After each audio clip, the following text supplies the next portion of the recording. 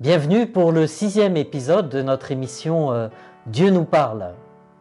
Cette émission sera sous cette parole du Seigneur qu'on trouve dans la lettre aux Éphésiens, au verset 3 du chapitre 4. Ayez soin de garder l'unité de l'esprit par le lien de la paix. Voilà le thème de la lettre aux Éphésiens. Et il y a une trentaine d'années, j'avais un ami libanais, Eli Eldanaoui, qui était orthodoxe et qui m'avait raconté que à partir de ce verset, des jeunes chrétiens orthodoxes, catholiques, protestants avaient le souci de s'unir, de se connaître et de travailler ensemble pour que la paix revienne dans le Liban. Mais ils voulaient aussi laisser l'esprit les guider et voir quelle unité voulait réaliser le Seigneur dans le Liban. Ils étaient à la fois conscients que ça passait par leur propre engagement, ce lien de la paix, et en même temps pour que ce serait l'œuvre du Seigneur et l'œuvre de l'Esprit du Seigneur, et ils avaient les uns et les autres le souci de l'unité entre eux, cette recherche d'unité dans la vérité et dans la charité. Voilà, et donc ça va être un peu le thème principal de notre émission Dieu nous parle. Alors, en écoutant d'abord justement cette lettre aux Éphésiens qui nous sera introduite et présentée par notre séminariste Guillaume. Ensuite, nous irons à la rencontre d'un jeune catholique de Sartrouville, Jocelyn, qui aussi par le dynamisme de sa foi et son itinéraire spirituel, nous stimulera aussi dans cette recherche du lien de la paix et de l'unité de l'esprit. Et puis, nous essayerons de découvrir cette belle et grande figure du XXe siècle, qui est le père Marie-Eugène Carme, prêtre, fondateur de l'Institut séculier Notre-Dame de Vie, auquel appartient le père Daniel de notre paroisse. Et nous découvrirons à travers l'action du Seigneur à travers cet homme comment aussi le Seigneur a béni notre Église, notre pays et notre monde à travers l'œuvre qui est en train de se réaliser. Bonne émission!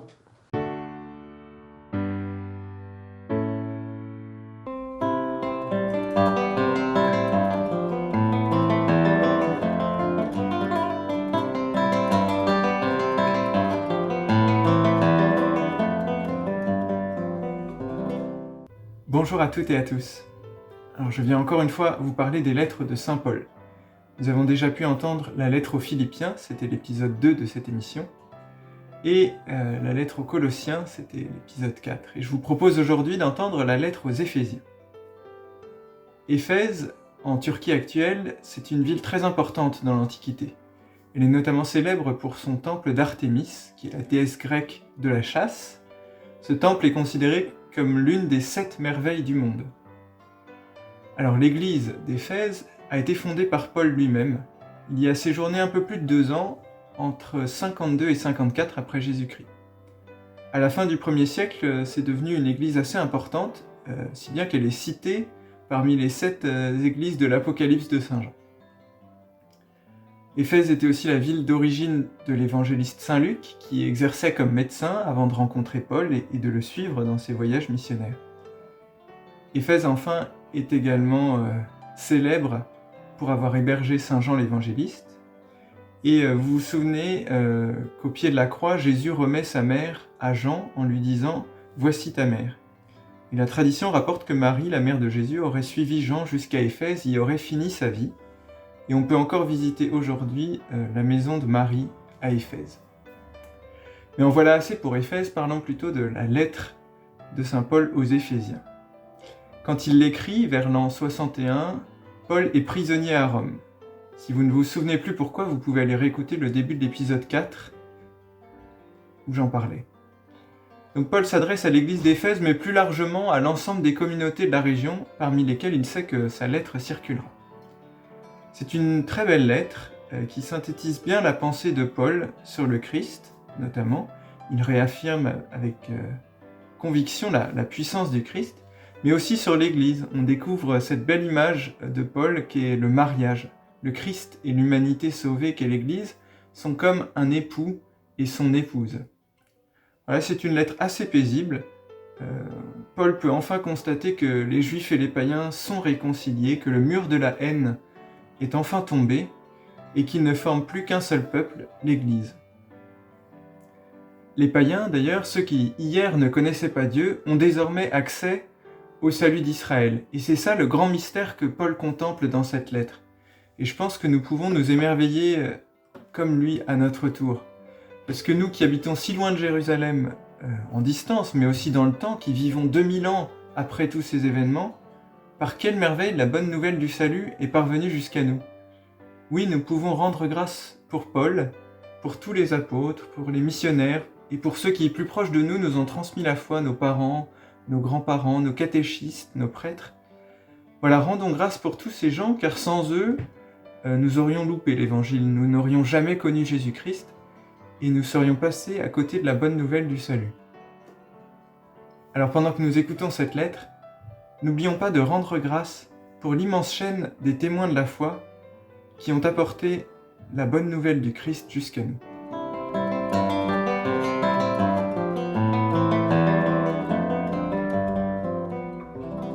Lecture de la lettre de saint Paul apôtre aux Éphésiens. Paul, apôtre du Christ Jésus par la volonté de Dieu, à ceux qui sont sanctifiés et habitent Éphèse, eux qui croient au Christ Jésus. À vous la grâce et la paix, de la part de Dieu notre Père et du Seigneur Jésus-Christ. Béni soit Dieu, le Père de notre Seigneur Jésus-Christ. Il nous a bénis et comblés des bénédictions de l'Esprit au ciel dans le Christ. Il nous a choisis dans le Christ avant la fondation du monde, pour que nous soyons saints, immaculés devant lui, dans l'amour. Il nous a prédestinés à être pour lui des fils adoptifs par Jésus, le Christ. Ainsi l'a voulu sa bonté à la louange de gloire de sa grâce, la grâce qu'il nous donne dans le Fils bien-aimé. En lui, par son sang, nous avons la rédemption, le pardon de nos fautes. C'est la richesse de la grâce que Dieu a fait déborder jusqu'à nous, en toute sagesse et intelligence. Il nous dévoile ainsi le mystère de sa volonté, selon que sa bonté l'avait prévu dans le Christ, pour mener les temps à leur plénitude, récapituler toutes choses dans le Christ, celle du ciel et celle de la terre. En lui, nous sommes devenus le domaine particulier de Dieu. Nous y avons été prédestinés selon le projet de celui qui réalise tout ce qu'il a décidé. Il a voulu que nous vivions à la louange de sa gloire, nous qui avons d'avance espéré dans le Christ. En lui, vous aussi, après avoir écouté la parole de vérité, l'évangile de votre salut, et après y avoir cru, vous avez reçu la marque de l'Esprit Saint. Et l'Esprit promis par Dieu est une première avance sur notre héritage, en vue de la rédemption que nous obtiendrons à la louange de sa gloire. C'est pourquoi moi aussi, ayant entendu parler de la foi que vous avez dans le Seigneur Jésus et de votre amour pour tous les fidèles, je ne cesse pas de rendre grâce quand je fais mémoire de vous dans mes prières. Que le Dieu de notre Seigneur Jésus-Christ, le Père dans sa gloire, vous donne un esprit de sagesse qui vous le révèle et vous le fasse vraiment connaître. Qu'il ouvre à sa lumière les yeux de votre cœur, pour que vous sachiez quelle espérance vous ouvre son appel, la gloire sans prix de l'héritage que vous partagez avec les fidèles. Et quelle puissance incomparable il déploie pour nous les croyants. C'est l'énergie, la force, la vigueur qu'il a mise en œuvre dans le Christ quand il l'a ressuscité d'entre les morts et qu'il l'a fait asseoir à sa droite dans les cieux. Il l'a établi au-dessus de tout être céleste, principauté, souveraineté, puissance et domination, au-dessus de tout nom que l'on puisse nommer, non seulement dans le monde présent, mais aussi dans le monde à venir. Il a tout mis sous ses pieds, et le plaçant plus haut que tout, il a fait de lui la tête de l'Église, qui est son corps, et l'Église, c'est l'accomplissement total du Christ, lui que Dieu comble totalement de sa plénitude. Et vous, vous étiez des morts, par suite des fautes et des péchés qui marquaient autrefois votre conduite, soumise aux forces mauvaises de ce monde, au prince du mal qui s'interpose entre le ciel et nous, et dont le souffle est maintenant à l'œuvre en ceux qui désobéissent à Dieu. Et nous aussi, nous étions tous de ceux-là, quand nous vivions suivant les convoitises de notre chair, cédant aux caprices de la chair et des pensées, nous qui étions de par nous-mêmes voués à la colère comme tous les autres. Mais Dieu est riche en miséricorde. À cause du grand amour dont il nous a aimés, nous qui étions des morts par suite de nos fautes, il nous a donné la vie avec le Christ. C'est bien par grâce que vous êtes sauvés. Avec lui il nous a ressuscités, et il nous a fait siéger aux cieux dans le Christ Jésus. Il a voulu ainsi montrer, au long des âges futurs, la richesse surabondante de sa grâce, par sa bonté pour nous, dans le Christ Jésus. C'est bien par la grâce que vous êtes sauvés, et par le moyen de la foi. Cela ne vient pas de vous, c'est le don de Dieu. Cela ne vient pas des actes. Personne ne peut en tirer orgueil. C'est Dieu qui nous a fait. Il nous a créés dans le Christ Jésus, en vue de la réalisation d'œuvres bonnes qu'il a préparées d'avance pour que nous les pratiquions. Vous qui autrefois étiez païens, traités de non-circoncis par ceux qui se disent circoncis à cause d'une opération pratiquée dans la chair, souvenez-vous donc qu'en ce temps-là vous n'aviez pas le Christ, vous n'aviez pas droit de cité avec Israël, vous étiez étrangers aux alliances et à la promesse, vous n'aviez pas d'espérance, et dans le monde vous étiez sans Dieu. Mais maintenant dans le Christ Jésus, vous, qui autrefois étiez loin, vous êtes devenus proches par le sang du Christ. C'est lui le Christ qui est notre paix. Des deux, le juif et le païen, il a fait une seule réalité. Par sa chair crucifiée, il a détruit ce qui les séparait. Le mur de la haine. Il a supprimé les prescriptions juridiques de la loi de Moïse. Ainsi, à partir des deux, le juif et le païen, il a voulu créer en lui un seul homme nouveau, en faisant la paix, et réconcilier avec Dieu les uns et les autres en un seul corps, par le moyen de la croix. En sa personne, il a tué la haine.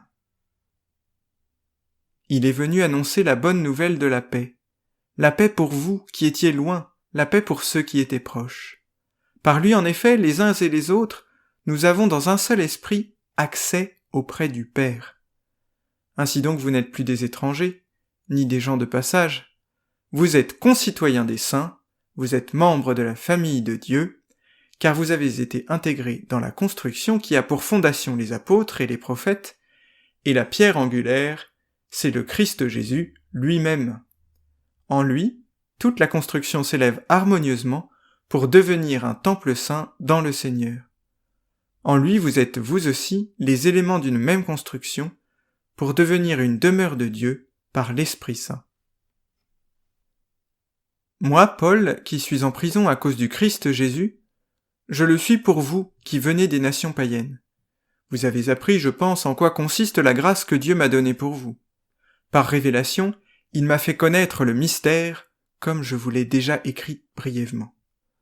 En me lisant, vous pouvez vous rendre compte de l'intelligence que j'ai du mystère du Christ. Ce mystère n'avait pas été porté à la connaissance des hommes des générations passées, comme il a été révélé maintenant à ses saints apôtres et aux prophètes dans l'Esprit. Ce mystère, c'est que toutes les nations sont associées au même héritage, au même corps, au partage de la même promesse, dans le Christ Jésus, par l'annonce de l'Évangile.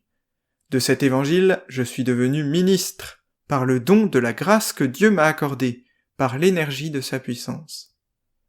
À moi, qui suis vraiment le plus petit de tous les fidèles, la grâce a été donnée d'annoncer aux nations l'insondable richesse du Christ, et de mettre en lumière pour tous le contenu du mystère qui était caché depuis toujours en Dieu, le Créateur de toutes choses. Ainsi désormais les puissances célestes elles-mêmes connaissent, grâce à l'Église, les multiples aspects de la sagesse de Dieu. C'est le projet éternel que Dieu a réalisé dans le Christ Jésus, notre Seigneur. Et notre foi au Christ nous donne l'assurance nécessaire pour accéder auprès de Dieu en toute confiance. Aussi, je vous demande de ne pas vous décourager devant les épreuves que j'endure pour vous. Elles sont votre gloire. C'est pourquoi je tombe à genoux devant le Père, de qui toute paternité au ciel et sur la terre tient son nom. Lui qui est si riche en gloire, qu'il vous donne la puissance de son esprit pour que se fortifie en vous l'homme intérieur. Que le Christ habite en vos cœurs par la foi. Restez enracinés dans l'amour, établis dans l'amour. Ainsi vous serez capables de comprendre, avec tous les fidèles, quelle est la largeur, la longueur, la hauteur, la profondeur. Vous connaîtrez ce qui dépasse toute connaissance, l'amour du Christ. Alors, vous serez comblés jusqu'à entrer dans toute la plénitude de Dieu. À celui qui peut réaliser, par la puissance qu'il met à l'œuvre en nous, infiniment plus que nous ne pouvons demander ou même concevoir, gloire à lui, dans l'Église et dans le Christ Jésus, pour toutes les générations, dans les siècles des siècles. Amen. Moi qui suis en prison à cause du Seigneur, je vous exhorte donc à vous conduire d'une manière digne de votre vocation. Ayez beaucoup d'humilité, de douceur et de patience. Supportez-vous les uns les autres avec amour. Ayez soin de garder l'unité dans l'esprit par le lien de la paix. Comme votre vocation vous a tous appelés à une seule espérance, de même, il y a un seul corps et un seul esprit. Il y a un seul Seigneur, une seule foi, un seul baptême, un seul Dieu et Père de tous, au-dessus de tous, par tous et en tous. À chacun d'entre nous, la grâce a été donnée selon la mesure du don fait par le Christ. C'est pourquoi l'Écriture dit « Il est monté sur la hauteur, il a capturé des captifs, il a fait des dons aux hommes. » Que veut dire « il est monté » ? Cela veut dire qu'il était d'abord descendu dans les régions inférieures de la terre. Et celui qui était descendu est le même qui est monté au-dessus de tous les cieux pour remplir l'univers. Et les dons qu'il a faits, ce sont les apôtres, et aussi les prophètes, les évangélisateurs, les pasteurs, et ceux qui enseignent. De cette manière, les fidèles sont organisés pour que les tâches du ministère soient accomplies, et que se construise le corps du Christ, jusqu'à ce que nous parvenions tous ensemble à l'unité dans la foi et la pleine connaissance du Fils de Dieu, à l'état de l'homme parfait, à la stature du Christ dans sa plénitude. Alors nous ne serons plus comme des petits enfants nous laissant secouer et mener à la dérive par tous les courants d'idées au gré des hommes qui emploient la ruse pour nous entraîner dans l'erreur. Au contraire, en vivant dans la vérité de l'amour, nous grandirons pour nous élever en tout jusqu'à celui qui est la tête, le Christ. Et par lui, dans l'harmonie et la cohésion, tout le corps poursuit sa croissance, grâce aux articulations qui le maintiennent, selon l'énergie qui est à la mesure de chaque membre. Ainsi, le corps se construit dans l'amour. Je vous le dis, j'en témoigne dans le Seigneur, vous ne devez plus vous conduire comme les païens qui se laissent guider par le néant de leurs pensées. Ils ont l'intelligence remplie de ténèbres, ils sont étrangers à la vie de Dieu, à cause de l'ignorance qui est en eux, à cause de l'endurcissement de leur cœur. Ayant perdu le sens moral, ils se sont livrés à la débauche au point de s'adonner sans retenue à toutes sortes d'impuretés. Mais vous, ce n'est pas ainsi que l'on vous a appris à connaître le Christ, si du moins l'annonce et l'enseignement que vous avez reçus à son sujet s'accordent à la vérité qui est en Jésus. Il s'agit de vous défaire de votre conduite d'autrefois, c'est-à-dire de l'homme ancien, corrompu, par les convoitises qui l'entraînent dans l'erreur. Laissez-vous renouveler par la transformation spirituelle de votre pensée. Revêtez-vous de l'homme nouveau, créé selon Dieu, dans la justice et la sainteté conformes à la vérité. Débarrassez-vous donc du mensonge, et dites la vérité, chacun à son prochain, parce que nous sommes membres les uns des autres. Si vous êtes en colère, ne tombez pas dans le péché, que le soleil ne se couche pas sur votre colère. Ne donnez pas prise au diable. Que le voleur cesse de voler, qu'il prenne plutôt la peine de travailler honnêtement de ses mains, afin d'avoir de quoi partager avec celui qui est dans le besoin. Aucune parole mauvaise, ne doit sortir de votre bouche. Mais s'il en est besoin, que ce soit une parole bonne et constructive, profitable à ceux qui vous écoutent. N'attristez pas le Saint-Esprit de Dieu, qui vous a marqué de son sceau en vue du jour de votre délivrance. Amertume, irritation, colère, éclat de voix ou insulte, tout cela doit être éliminé de votre vie, ainsi que toute espèce de méchanceté. Soyez entre vous pleins de générosité et de tendresse. Pardonnez-vous les uns aux autres, comme Dieu vous a pardonné dans le Christ. Oui, cherchez à imiter Dieu puisque vous êtes ses enfants bien-aimés. Vivez dans l'amour, comme le Christ nous a aimés et s'est livré lui-même pour nous, s'offrant en sacrifice à Dieu comme un parfum d'agréable odeur. Comme il convient aux fidèles, la débauche, l'impureté sous toutes ses formes et la soif de posséder sont des choses qu'on ne doit même plus évoquer chez vous. Pas davantage de propos grossiers, stupides ou scabreux, tout cela est déplacé, mais qu'il y ait plutôt des actions de grâce. Sachez-le bien, ni les débauchés, ni les dépravés, ni les profiteurs, qui sont de vrais idolâtres, ne reçoivent d'héritage dans le royaume du Christ et de Dieu. Ne laissez personne vous égarer par de vaines paroles. Tout cela attire la colère de Dieu sur ceux qui désobéissent. N'ayez donc rien de commun avec ces gens-là. Autrefois vous étiez ténèbres, maintenant, dans le Seigneur, vous êtes lumière. Conduisez-vous comme des enfants de lumière. Or la lumière a pour fruit tout ce qui est bonté, justice et vérité. Et sachez reconnaître ce qui est capable de plaire au Seigneur. Ne prenez aucune part aux activités des ténèbres, elles ne produisent rien de bon. Démasquez-les plutôt. Ce que ces gens-là font en cachette, on a honte même d'en parler. Mais tout ce qui est démasqué est rendu manifeste par la lumière. Et tout ce qui devient manifeste est lumière. C'est pourquoi l'on dit « Réveille-toi, ô toi qui dors, relève-toi d'entre les morts, et le Christ t'illuminera. » Prenez bien garde à votre conduite. Ne vivez pas comme des fous, mais comme des sages. Tirez parti du temps présent, car nous traversons des jours mauvais. Ne soyez donc pas insensés, mais comprenez bien quelle est la volonté du Seigneur. Ne vous enivrez pas de vin, car il porte à l'inconduite. Soyez plutôt remplis de l'Esprit Saint.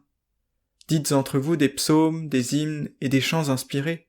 Chantez le Seigneur et célébrez-le de tout votre cœur. À tout moment et pour toute chose, au nom de notre Seigneur Jésus-Christ, rendez grâce à Dieu le Père. Par respect pour le Christ, soyez soumis les uns aux autres. Les femmes à leur mari comme au Seigneur Jésus. Car pour la femme, le mari est la tête, tout comme, pour l'Église, le Christ est la tête, lui qui est le sauveur de son corps. Eh bien, puisque l'Église se soumet au Christ, qu'il en soit toujours de même pour les femmes à l'égard de leur mari. Vous les hommes, aimez votre femme à l'exemple du Christ. Il a aimé l'Église, il s'est livré lui-même pour elle, afin de la rendre sainte en la purifiant par le bain de l'eau baptismale accompagnée d'une parole. Il voulait se la présenter à lui-même, cette Église, resplendissante, sans tache ni ride, ni rien de tel. Il la voulait sainte et immaculée. C'est de la même façon que les maris doivent aimer leur femme, comme leur propre corps. Celui qui aime sa femme s'aime soi-même. Jamais personne n'a méprisé son propre corps. Au contraire, on le nourrit, on en prend soin. C'est ce que fait le Christ pour l'Église, parce que nous sommes les membres de son corps. Comme dit l'Écriture, à cause de cela, l'homme quittera son père et sa mère, il s'attachera à sa femme, et tous deux ne feront plus qu'un. Ce mystère est grand, je le dis en référence au Christ et à l'Église. Pour en revenir à vous, chacun doit aimer sa propre femme comme lui-même, et la femme doit avoir du respect pour son mari. Vous, les enfants, obéissez à vos parents dans le Seigneur, car c'est cela qui est juste. Honore ton père et ta mère, c'est le premier commandement qui soit assorti d'une promesse. Ainsi tu seras heureux et tu auras longue vie sur la terre. Et vous, les parents, ne poussez pas vos enfants à la colère, mais élevez-les en leur donnant une éducation et des avertissements inspirés par le Seigneur. Vous, les esclaves, obéissez à vos maîtres d'ici-bas comme au Christ, avec crainte et profond respect, dans la simplicité de votre cœur. Ne le faites pas seulement sous leurs yeux par souci de plaire à des hommes, mais comme des esclaves du Christ, qui accomplissent la volonté de Dieu de tout leur cœur, et qui font leur travail d'esclaves volontiers, comme pour le Seigneur, et non pas pour des hommes. Car vous savez bien que chacun, qu'il soit esclave ou libre, sera rétribué par le Seigneur selon le bien qu'il aura fait. Et vous les maîtres, agissez de même avec vos esclaves. Laissez de côté les menaces, car vous savez bien que pour eux comme pour vous, le maître est dans le ciel, et il est impartial envers les personnes. Enfin, puisez votre énergie dans le Seigneur et dans la vigueur de sa force. Revêtez l'équipement de combat donné par Dieu, afin de pouvoir tenir contre les manœuvres du diable. Car nous ne luttons pas contre des êtres de sang et de chair, mais contre les dominateurs de ce monde de ténèbres, les principautés, les souverainetés, les esprits du mal qui sont dans les régions célestes. Pour cela, prenez l'équipement de combat donné par Dieu. Ainsi, vous pourrez résister quand viendra le jour du malheur, et tout mettre en œuvre pour tenir bon. Oui, tenez bon, ayant autour des reins le ceinturon de la vérité, portant la cuirasse de la justice, les pieds chaussés de l'ardeur à annoncer l'évangile de la paix, et ne quittant jamais le bouclier de la foi qui vous permettra d'éteindre toutes les flèches enflammées du mauvais. Prenez le casque du salut et le glaive de l'esprit, c'est-à-dire la parole de Dieu. En toutes circonstances, que l'esprit vous donne de prier et de supplier. Restez éveillés, soyez assidus à la supplication pour tous les fidèles. Priez aussi pour moi, qu'une parole juste me soit donnée quand j'ouvre la bouche pour faire connaître avec assurance le mystère de l'Évangile, dont je suis l'ambassadeur dans mes chaînes. Priez donc, afin que je trouve dans l'Évangile pleine assurance pour parler comme je dois. Et vous saurez ce que je deviens et ce que je fais, car Tychik, le frère bien-aimé, le fidèle ministre dans le Seigneur, vous informera de tout. Je l'envoie spécialement auprès de vous, afin que vous ayez de nos nouvelles et qu'il réconforte vos cœurs. Que la paix soit avec les frères, ainsi que l'amour et la foi, de la part de Dieu le Père et du Seigneur Jésus-Christ. Que la grâce soit avec tous ceux qui aiment notre Seigneur Jésus-Christ d'un amour impérissable.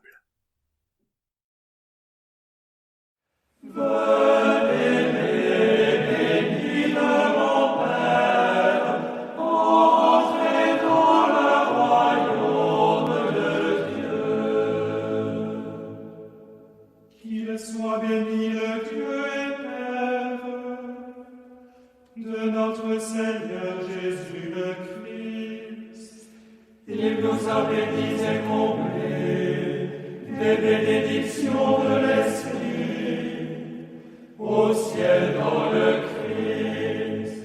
En lui, il nous a choisis avant la fondation du monde pour être saints et sans péché, devant lui dans l'amour, selon la richesse de la grâce qu'il nous a prodiguée, en toute intelligence et sagesse.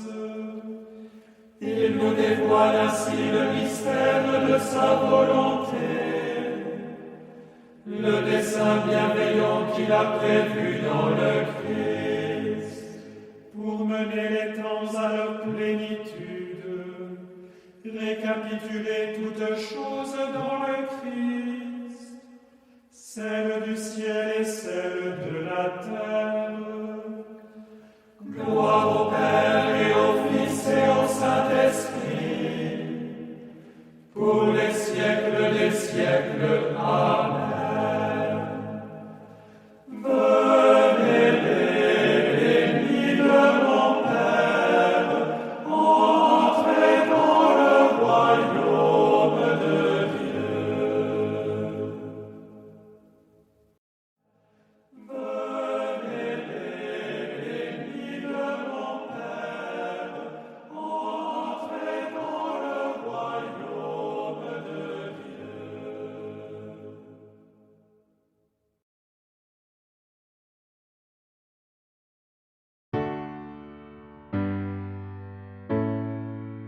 Bonjour Jocelyn.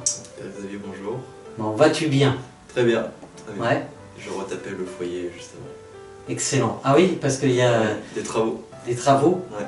Et il est pourquoi ce foyer? C'est pour faire une petite salle d'oratoire pour les jeunes de Sartrouville, tout jeunes de Sartrouville qui sont intéressés. Tous les jeunes de Sartrouville qui sont intéressés, il y a un petit oratoire pour Ouais, eux. on est en train de On va refaire, il n'est pas au encore fait. presbytère. Ah oui? Oui, on est en train de le refaire. Voilà. Magnifique, hein? Belle Ouais. idée. Bon. Et vous êtes toute une équipe alors après C'est ça, on passe à tour de rôle. Moi, je suis là plutôt le samedi matin, il y en a d'autres qui viennent à d'autres moments de la journée ou de la semaine. Voilà. Bon, bah voilà en tout cas une bonne nouvelle. Ouais. Et merci déjà pour ce travail que vous faites les uns et les autres.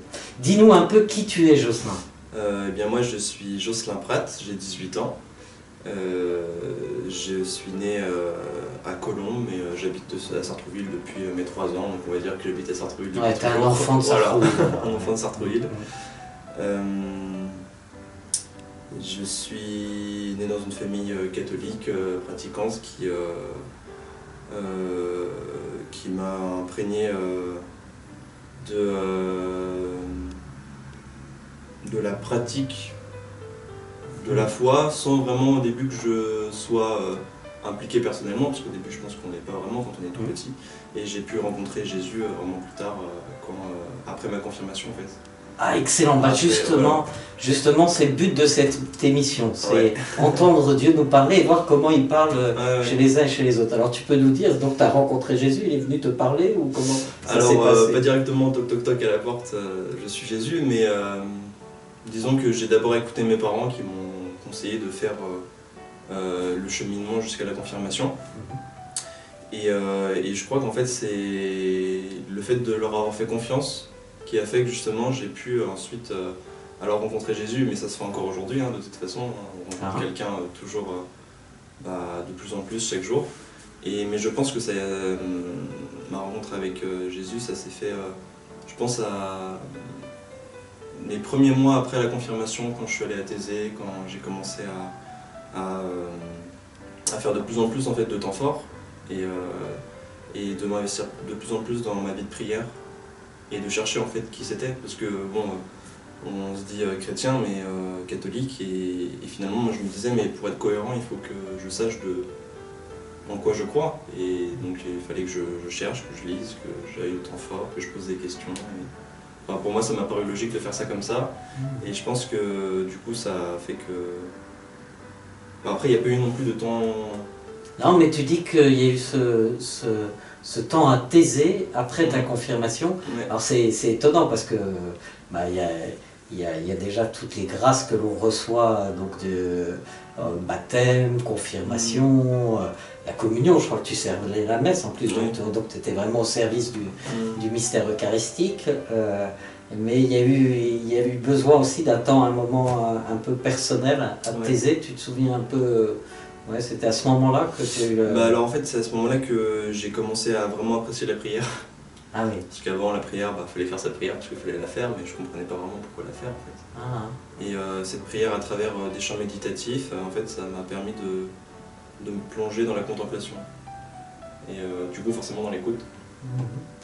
Et ça m'a permis aussi du coup d'apprécier le calme. Et à Thésée on est plus dans une ambiance de chant méditatif, donc on n'a pas vraiment de long temps de silence, mais ça m'a permis quand même de rentrer un peu plus dans la prière. Et du coup...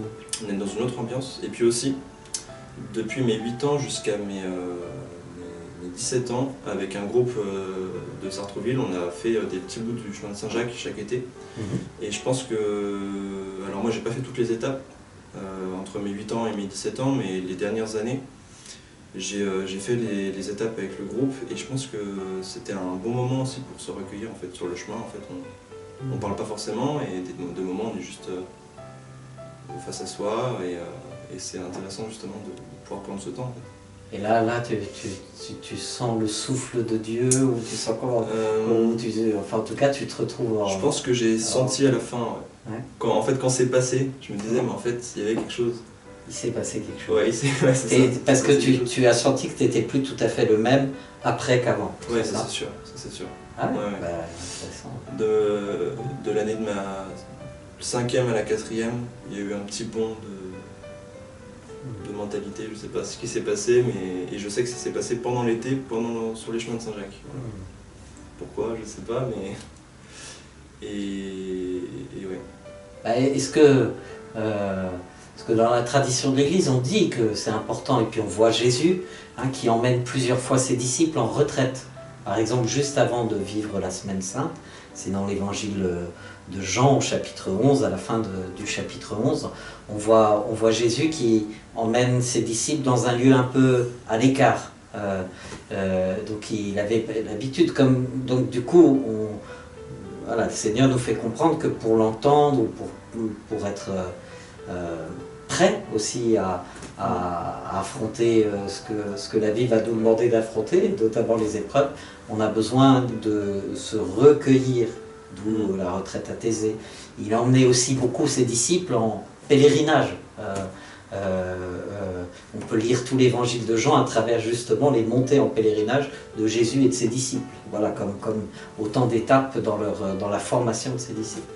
Ouais, et du coup, enfin en tout cas, ce que tu me racontes, en tout cas, me fait résonner en moi des passages d'évangile et de ce que Jésus faisait avec ses disciples. Donc toi, tu l'as rencontré dans un temps de retraite, Ouais. ce pèlerinage, et puis il y a d'autres choses. Voilà. Aussi, étant enfant de cœur, alors Ouais. je suis enfant de cœur puisque c'est mon grand frère qui est enfant de cœur et je me suis dit, bon, bah, je vais suivre mon grand frère. Amaury. Et finalement, mon grand frère Amaury, ouais, était un peu, je dirais pas le super-héros, mais la personne que j'ai suivie, en fait, qui m'a fait rentrer dans la rencontre avec Jésus, je pense. Parce que la vie de...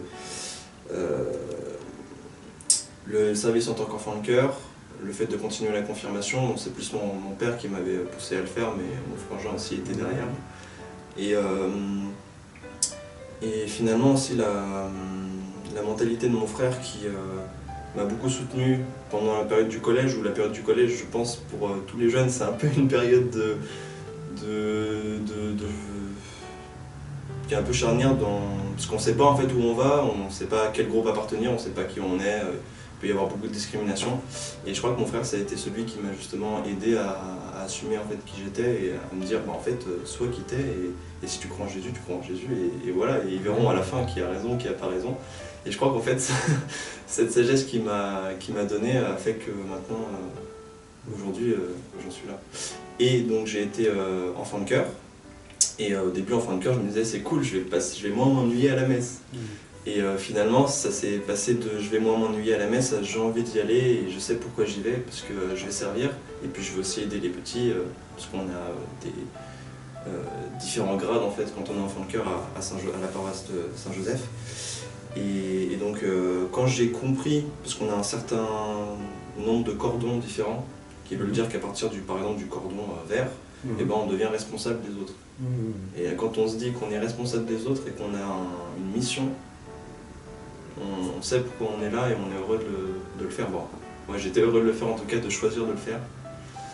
Et puis du coup j'ai compris aussi pourquoi la messe, comment la messe, pourquoi ça se fait comme ça, pourquoi on dit ça à tel moment, pourquoi le prêtre ouvre les mains, pourquoi le prêtre ferme les mains, pourquoi est-ce qu'il dit ça.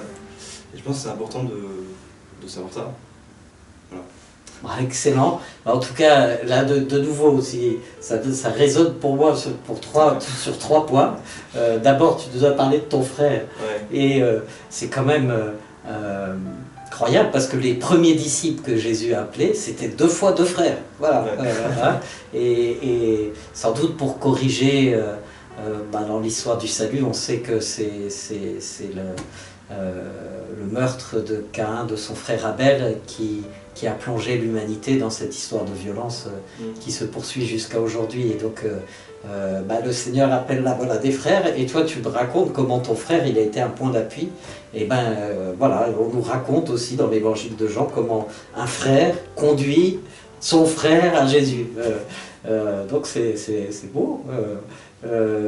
Et puis j'entends aussi que le service, et notamment le service du Seigneur avec d'autres, t'a permis de te rapprocher de lui, et Jésus se présente à nous comme le serviteur et il nous demande de l'être. Heureux êtes-vous si vous faites cela. Après leur avoir lavé les pieds, il leur dit c'est un signe, moi le Maître et Seigneur, je vous ai servi, vous aussi faites-le, faites de même entre vous. Et puis la mission, l'engagement.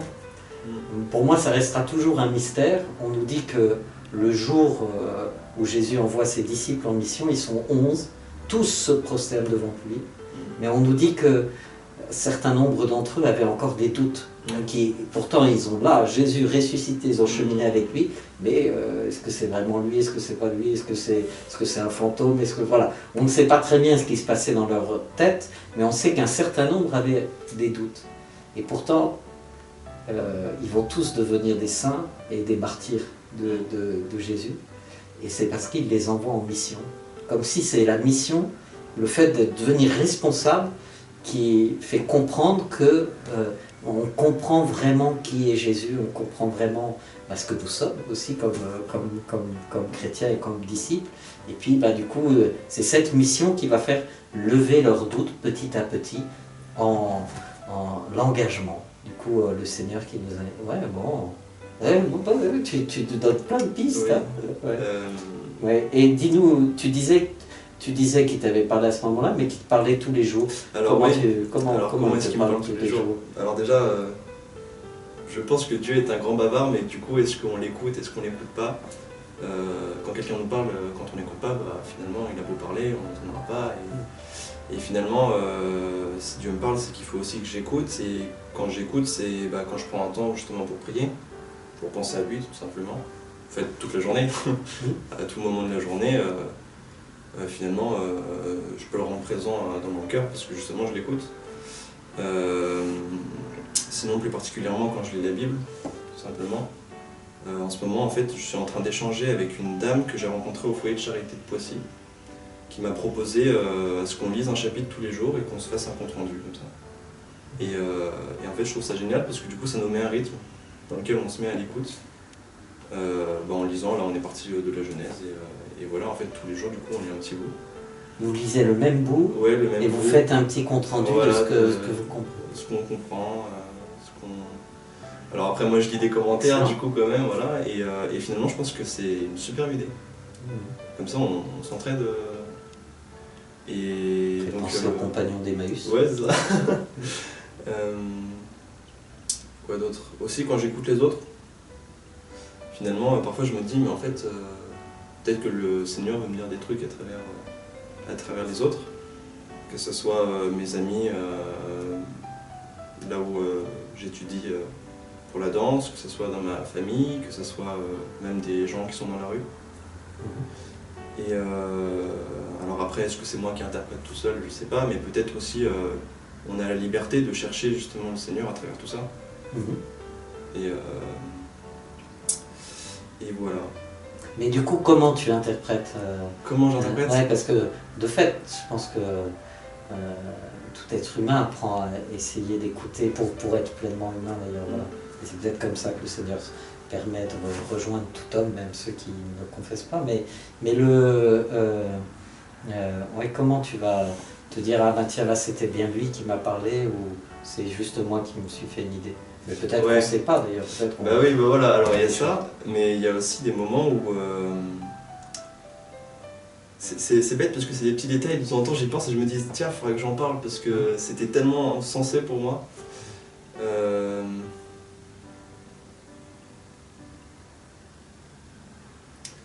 Alors je sais pas, mais ça m'arrive de justement croiser des gens qui, sur Paris, me demandent des choses, parce qu'ils sont dans la misère, donc ils ont besoin de certaines choses.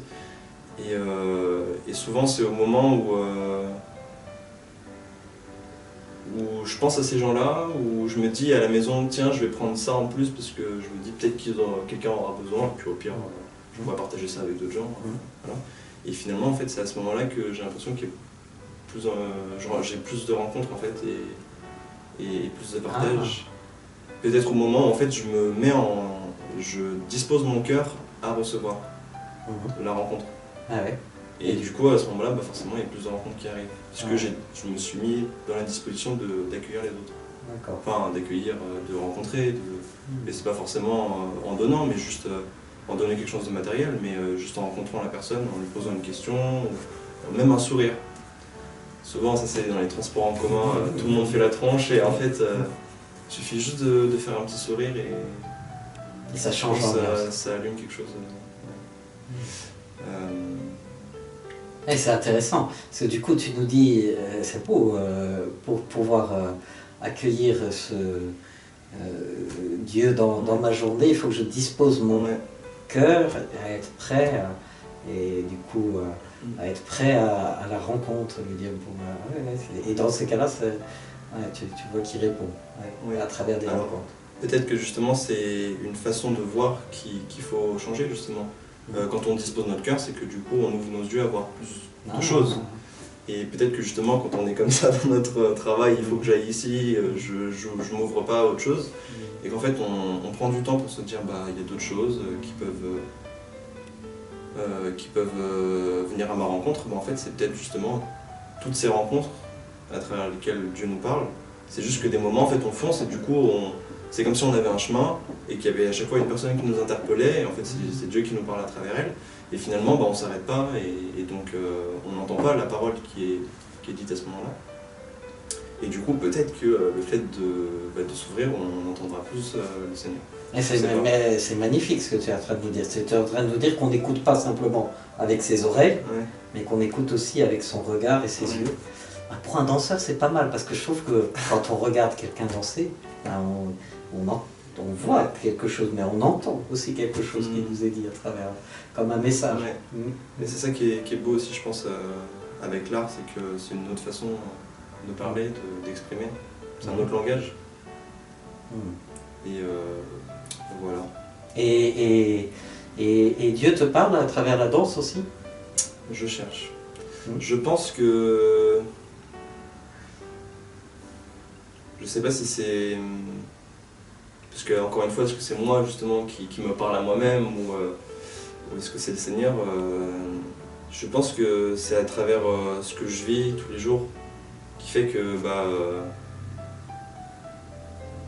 le Seigneur vient à moi, mais à travers des gens, pas dans la discipline elle-même de la danse. Je sais pas si je me fais bien comprendre, parce que la danse c'est une idée, voilà, mais c'est des gens que je rencontre. Parce qu'en fait je me rends compte que la danse c'est pas non plus un milieu très... Il y a une ouverture spirituelle, ça c'est sûr, mais elle n'est pas forcément orientée... de façon personnelle vers Jésus, vers Dieu le Père. Même que ce soit de quelques religions en fait, il y a une ouverture au divin, je pense. Une transcendance. Ouais, voilà, c'est ça. Mais c'est pas précis, et puis c'est pas chez tout le monde, je pense. Encore une fois, plus on creuse un domaine, pour moi c'est la danse, plus je me rends compte il y a tel type de danse, tel type de personne, tel type de caractéristiques. En fait, quand on approfondit, forcément on voit plus de choses, on se rend compte que le domaine est vaste et qu'en fait tout est particulier partout en fait. Et donc... Je t'ai vu une fois danser devant l'Autel du Seigneur. Tu répétais un spectacle, mais du coup ça me faisait penser au roi David qui dansait devant l'arche d'alliance pour aller porter l'arche d'alliance au cœur de la ville de Jérusalem. Et certains n'ont pas compris. Mais en tout cas, moi quand je l'ai vu danser, je me suis dit, oula, il y a peut-être quelque chose, il est en train de... Ah oui, Jocelyn nous dit quelque chose, c'est-à-dire que sa danse, là, il danse pas pour lui, il danse... il dit quelque... Voilà, c'était pour la messe qu'on avait animée avec des jeunes. C'était à Saint-Joseph. Ah non. C'était peut-être un spectacle, Ah oui, non. Que vous aviez, je sais plus où. Alors ça, c'était préparé, effectivement. C'était avec ma maman qui fait du chant. Parce qu'on est... alors, je sais pas si on est une famille d'artistes, mais en tout cas, maman fait du chant. Mon frère s'est mis au chant aussi. Et on a tous une ouverture à la musique, en fait, au piano, à la flûte, tout ça. Pour moi, c'est la danse. papa est prof d'histoire géo. Mhm. Peut-être que c'est une forme d'art aussi. Bah, Je sais pas, en d'enseigner. tout cas, c'est... Ouais, puis Enseigner, je pense que c'est aussi une forme d'art. Voilà, mais enfin, il y a des moments où voilà, c'est. Alors là, j'explique pas, ça vient comme ça, c'est une joie qui est en moi pendant la messe, et du coup, genre, enfin, ça explose quoi, voilà. On était avec des jeunes, on avait animé une messe à Jean 23, et voilà, on chantait pendant le chant d'envoi, et finalement le chant pour moi n'était pas assez expressif, donc j'ai commencé à bouger. Et ça me rappelle un peu le confinement aussi, quand j'avais pris le dernier confinement. exact. Où j'ai pris j'ai pris un temps de prière. Vraiment essayer chaque jour de. Voilà. Et je me suis dit, bon, Jésus, si t'es là, tu restes avec moi, on essaie d'échanger, j'essaie de te chercher, enfin voilà. Et donc je prenais un temps. Et alors, c'est encore après coup que je me suis rendu compte qu'il y avait eu quelque chose en fait. Sur le moment, j'ai juste senti voilà, ce débordement de joie qui a fait que peut-être qu'après je suis allé courir dans les rues. Voilà. Mais je sais que ça, je ne l'ai pas fait. Je me suis dit c'était logique. On ne pouvait pas rester comme ça. Jésus est ressuscité, alléluia. C'est plus fort que toi. Ouais, il fallait courir, il fallait y aller. Quoi. Et j'avais proposé au Père Daniel d'ailleurs qu'on aille faire un tour. Tout un projet. Et finalement, pour moi, ça a paru logique. On ne pouvait pas. Putain, c'est Jésus qui est ressuscité, c'est pas juste. On va pouvoir. Je sais pas, c'est pas un événement quelconque, quoi. C'est génial, c'est trop cool. Et donc pour moi, ça m'a paru. Voilà, c'est monté en moi comme ça, un peu plus fort que moi. Donc, et tout ça parce que j'avais pris le temps de me. Voilà, peut-être c'est encore une fois la disposition du cœur, de prendre le temps pour lui. Et donc voilà, donc j'ai vécu ça sur le moment, ce débordement. Et en fait, je me suis rendu compte après coup qu'en fait c'était lui, enfin, ça pouvait pas juste être moi qui m'invente des trucs. Ouais, c'était magnifique, c'était le jour de Pâques de cette année où on était tous confinés. Il y en a un qui est sorti de son confinement pour dire Christ est ressuscité. Tu l'avais rencontré et tu l'exprimais. Merci, hein, du coup, merci beaucoup pour cet échange. Et merci de laisser Dieu nous parler à travers toi. Merci.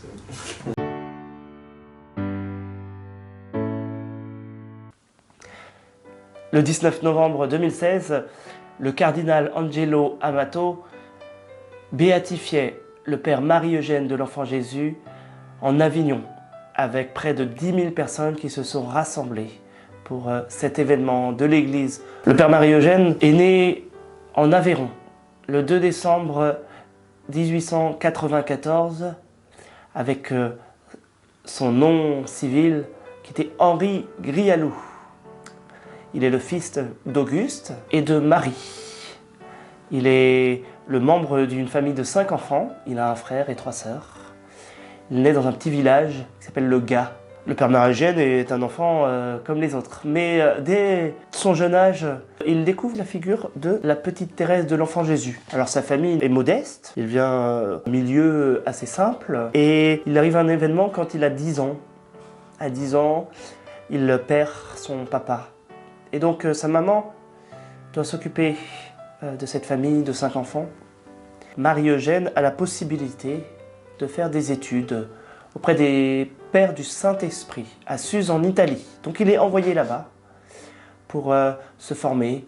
Il apprend à écrire, à lire. À son retour de Suse, qu'il décide de rentrer dans le petit séminaire à Grave. Nous sommes en 1908, il a à peine 14 ans. Et 3 ans plus tard, il rentre au grand séminaire à Rodez. Nous sommes en 1911. Il a 17 ans. Il va au-devant pour aller faire son service militaire. Et voilà que pendant son service militaire, la Première Guerre mondiale débute. Et le jeune Henri Grialou est mobilisé et se retrouve à faire lui-même cette guerre terrible. Il a l'expérience des tranchées.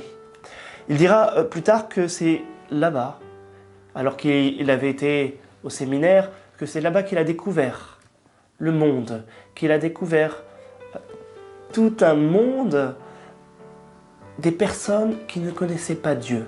Et pourtant, il y avait cette solidarité dans les tranchées. Vivant cette terrible guerre, eh bien, il gravit des échelons et il devient lieutenant.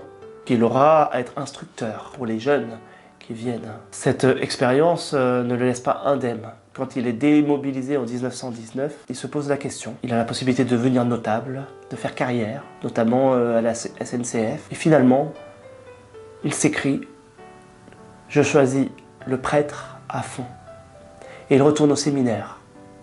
Mais voilà que lorsqu'il revient, après cette expérience dure de la guerre, eh bien, il fait face à l'incompréhension de ses supérieurs qui ne perçoivent pas ce qui est difficile, ce qui a pu être aussi difficile pendant cette grande guerre. Et aussi, il s'écrit, il se dit, mais quand je suis rentré au séminaire, eh bien, il y a des gens qui étaient une année avant moi et maintenant ils sont au-dessus de moi. Mais il continue. Et c'est au cours de ce séminaire qu'il découvre les écrits de Saint Jean de la Croix. Au départ, Saint Jean de la Croix, il lit, mais il a refermé tout de suite les livres. Il dit non, c'est insipide, c'est trop compliqué. Et puis il persévère, il lit. Et il se sent attiré. Il ne sait pas exactement ce que c'est la vocation de Carme, mais il se sent attiré à entrer chez les Carmes, à entrer au Carmel. Alors, il reçoit le sous-diaconat, le diaconat, et l'année de son ordination sacerdotale, en 22, eh bien, il demande à son évêque, l'évêque de Rodez, s'il peut entrer chez les Carmes. L'évêque, voyant son zèle pour la mission, lui dit « Mais non, on a besoin de vous dans le diocèse. » Eh bien, vous resterez dans le diocèse.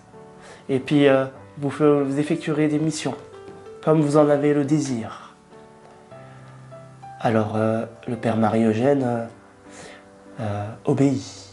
Sa mère, qui apprend qu'il veut rentrer chez les Carmes, s'oppose à ce projet.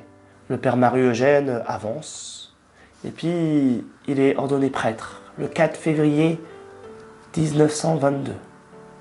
Et puis, il fait ce qu'on lui a demandé, par obéissance. Et voilà que l'évêque demande à celui qui avait en charge de sa formation, mais qu'en est-il du père Henri Grialou? Eh bien, son responsable lui dit, eh bien, il fait ce que vous lui avez demandé. Alors l'évêque, voyant cela, dit, eh bien, son désir de rentrer chez les Carmes doit probablement venir de Dieu. Alors, changeant d'avis, il accepte. Il accepte que le jeune abbé Henri Grialou entre chez les Carmes comme il l'avait demandé. Et donc, quelques semaines après son ordination, à peine 3 semaines après son ordination, il rentre dans la famille des Carmes à Avon, dans le 77, un Carmel qui existe encore aujourd'hui. Sa mère, apprenant cela, est dévastée. Elle va être séparée de son fils. Elle menace même de se suicider, tellement c'est un déchirement pour elle. Alors le jeune Henri Grialou, eh bien, mesure cette peine, mais pour répondre à l'appel fort de Dieu, cette attirance pour le Carmel, qu'il ne connaissait pas tant que ça, eh bien, il décide de partir, quand même. Et il rentre dans cette communauté de Carmes pour son noviciat. Il prend l'habit un 13 décembre, alors qu'on entrait dans les premières vêpres de la Saint-Jean de la Croix. Il prend comme nom de religion Marie-Eugène de l'Enfant Jésus. À vrai dire, il avait depuis tout jeune une dévotion pour la petite sainte, Thérèse de l'Enfant Jésus, qui ne l'a pas quitté depuis tout petit, pendant la guerre et pendant son cheminement. Il raconte que pendant ce noviciat à Avon, il fait une expérience forte du Saint-Esprit, comme une Pentecôte, une expérience spirituelle très forte qui le marque à vie. Et il dira du Saint-Esprit, le Saint-Esprit m'a toujours contrarié, mais en mieux. Il l'appelait son ami, l'hôte intérieur, qui le guidait sur chacun de ses pas. Alors le père Marie-Eugène devient carme, et puis il est envoyé, quelques années plus tard, à Lille, en charge d'une revue, la revue Carmel, revue du Carmel qui n'avait pas beaucoup de tirages quand il arrivait, à peine 2000, 3000, et il s'attelle à la tâche, parce qu'on lui a demandé, par obéissance. Il fait ce qu'il faut pour sa mission, la mission qu'on lui a confiée. Et puis, cette revue prend son essor. 5000 tirages, 8000 tirages, 10 000 tirages. Et alors que tout commence à bien se passer, qu'il se sent bien dans cette mission, eh bien, ses supérieurs du Carmel décident de l'envoyer à Tarascon pour être le supérieur d'un petit noviciat, de petits jeunes collégiens qui pourraient découvrir à cette occasion le Carmel. Le père Marie-Eugène n'y croyait pas du tout. Il dit, la vocation du Carmel, c'est une vocation de maturité. Alors, être envoyé dans un petit noviciat, non, moi je n'y crois pas du tout. Alors il en fait part à ses supérieurs qui décident quand même de l'envoyer. Eh bien, il obéit. Alors il fait tout son possible pour faire venir des jeunes, et ça ne prend pas tant que ça. Alors il est là, par obéissance, à Tarascon, au Petit Castelet, sa communauté s'appelait comme ça.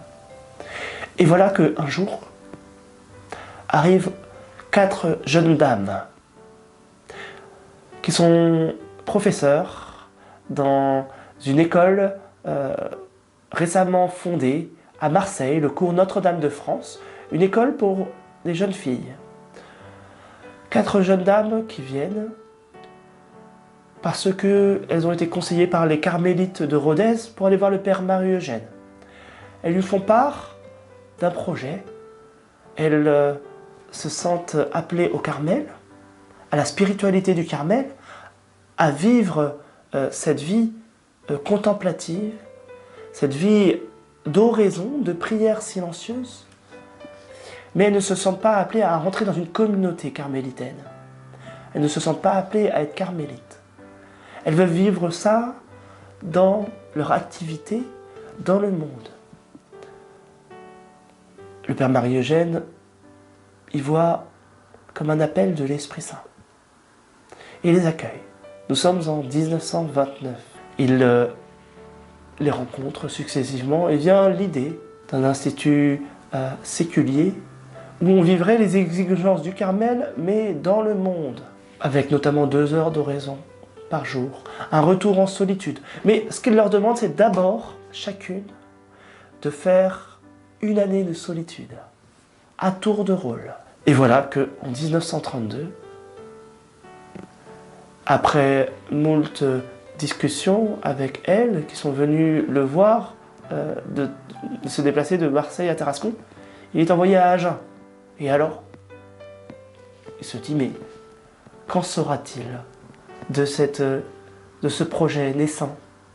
Comment vais-je pouvoir les accompagner? Et voilà qu'il se souvient qu'une dame du tiers-ordre du Carmel, qui avait acheté une propriété dans le Vaucluse, dans le comtat vénessin, près d'Avignon, situé sur un antique sanctuaire Notre-Dame de Vie, pour le repos de sa fille malade, eh bien, voilà que il sa fille étant décédée, elle décide d'en faire don au Carmel.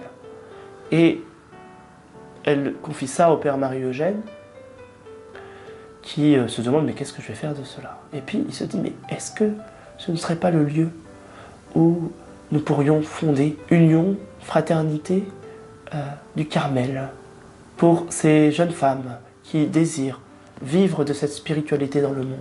Alors ils vont visiter, puis ils sentent que c'est ici.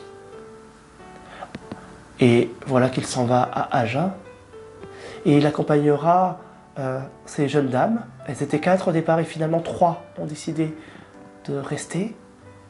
Et à tour de rôle, elles iront dans ce lieu, qui est encore, qui n'est pas encore en très bon état, il y a encore beaucoup de travaux à faire, mais dans la foi, ils décident, chacune, à tour de rôle, de faire une année de solitude, dans des conditions assez spartiates.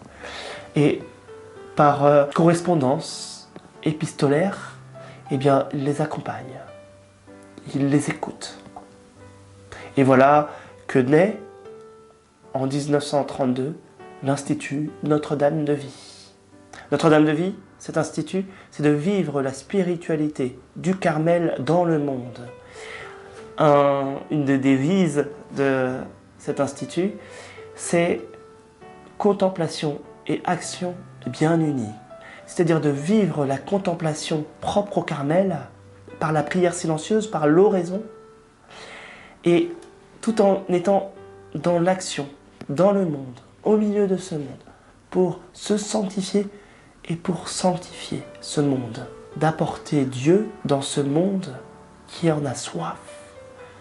Alors Père Marie-Eugène continue sa mission de carme, donc il est envoyé à Agen, comme prière, pendant 4 ans, de 1932 à 1936. Il est envoyé ensuite comme prieur au couvent des Carmes de Monaco. Et puis il est nommé définiteur général de l'ordre en 1937. Il devient vraiment un conseiller des responsables de l'ordre. Et il le sera jusqu'en 1955. Il vivra entre-temps cette expérience aussi de la Seconde Guerre où il est mobilisé. Et au moment où il revient, en 1948, on lui permet de visiter tous les carmels féminins de France. Et il visite notamment les carmels où se trouvent les sœurs de la petite Thérèse de l'Enfant Jésus. Et notamment, il va participer à la publication des œuvres complètes de la petite sainte.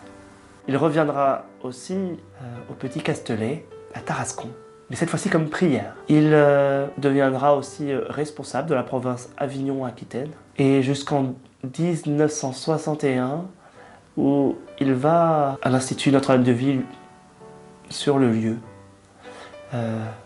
dont il a initié la fondation, dont il a été fondateur de cet institut. Cet institut a grandi. Plusieurs dizaines, plusieurs centaines de jeunes femmes sont entrées.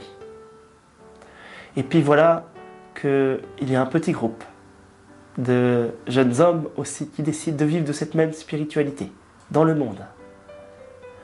Et c'est une branche laïque masculine qui naît en 1961. Et voilà que des prêtres diocésains viennent aussi pour écouter ces enseignements. Ces prêtres décident de fonder également une branche sacerdotale pour vivre de cette spiritualité dans l'Institut Notre-Dame de Vie en 1964. À vrai dire, le Père Marie-Eugène a fait rayonner l'enseignement du Carmel à travers des conférences qu'il a d'abord données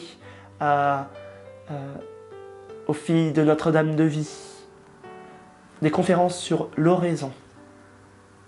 Il a fait ça dans les années 30, dans les années 40, et tout ça a été rassemblé dans un ouvrage qui a été publié en 1947. « Je veux voir Dieu ». Un ouvrage qui a permis un rayonnement bien au-delà de l'Institut Notre-Dame de Vie, qui permet aux âmes en soif d'absolu d'accueillir le trésor du Carmel. Alors cet institut aujourd'hui possède plus de 500 membres disséminés dans le monde, en Amérique, non seulement en France, en Europe, en Asie, en Afrique. Le Père Marie-Eugène peut vivre sa grâce dans l'Esprit Saint. Il parle souvent de cette emprise que doit faire l'Esprit Saint pour chacun de nous. Tous ceux-là sont fils de Dieu qui sont mus par l'Esprit Saint. Il s'agissait pour nous de nous laisser guider par cet ami, cet hôte intérieur qui nous fait éclater tous nos carcans, qui nous libère de l'orgueil, de la raison, et qui nous permet d'entrer dans la pensée de Dieu et de pouvoir l'accomplir. Le Père Marie-Eugène était carme, le Père Marie-Eugène était prêtre, le Père Marie-Eugène est le fondateur de cette œuvre, Notre-Dame de vie. Il s'agit pour ses membres de répandre la fécondité de la Vierge dans le monde. Le Père Marie-Eugène est aujourd'hui un témoin et un prophète pour notre Église. Oui, nous avons besoin de l'Esprit Saint, particulièrement dans ce monde qui a soif, où Dieu semble être absent. Nous avons besoin d'être pris par l'Esprit Saint pour apporter le Christ dans le monde. Nous avons chacun une vocation dans l'Église et nous sommes appelés à être apôtres. Là où nous sommes, eh bien, le Père Marie-Eugène est ce témoin pour notre temps, pour que l'Église puisse susciter des prophètes aujourd'hui au XXIe siècle qui permettent aux hommes de redécouvrir cette source jaillissante de l'Esprit Saint, cette source jaillissante du Christ qui se donne à nous pour la gloire du Père. Eh bien, que par l'intercession du Père Marie-Eugène, nous puissions être ces témoins du XXIe siècle. Amen.